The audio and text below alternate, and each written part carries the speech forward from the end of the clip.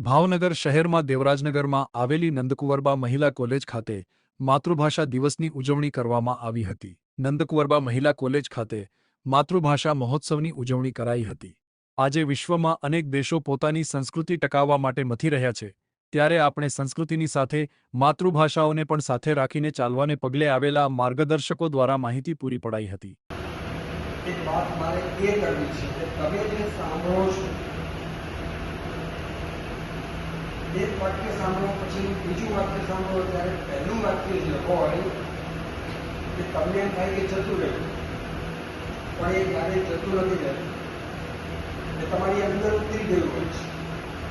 તમારી અંદર અનેક શબ્દો સચવાતા હોય છે, શ્રુતિ કાન એનાથી જીલાતા હોય છે, અને તમારી અંદર એક એવું શબ્દભંડોળ રચાતું હોય છે કે જેનો ક્યારેક તમને ખબર પણ આપણી ગુજરાતી ભાષામાં બાળકોને વાર્તાઓ હોય છે।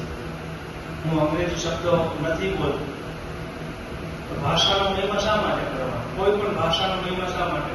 ગુજરાતમાં કેટલી ભાષાઓ છે? આવો ક્યારેય પ્રશ્ન થયો?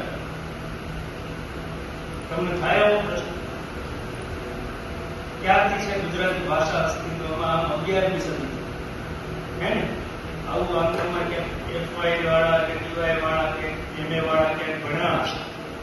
11મી 12મી સદીથી આપણે જે ભાષા બોલીએ છીએ એના મૂળ નથાઈ ગયા છે, અને આજે જે આપણે ભાષા બોલીએ છીએ તે કેવી ભાષા બોલીએ છીએ? માં એના દીકરાને શું કહેતી જો કે ડસ્ટમાં નહીં રમવાનું,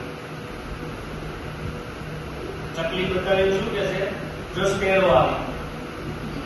હોમો સેપિયન્સ પાસે એણે વિકસાવેલું એક એવું સાયન્સ હતું કે જે કોગ્નિટિવ રિવોલ્યુશન, ભાષાની શોધની એક ક્રાંતિ છે, દુનિયાની સૌથી મોટી ક્રાંતિ છે।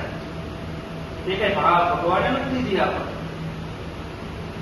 અને એ જે ઇનોવેશન આપણે કેળવી લીધું, કીડી મકોડાની એ ભાષા છે, તમે ભાષા વિજ્ઞાનમાં બધું ભણતા હશો।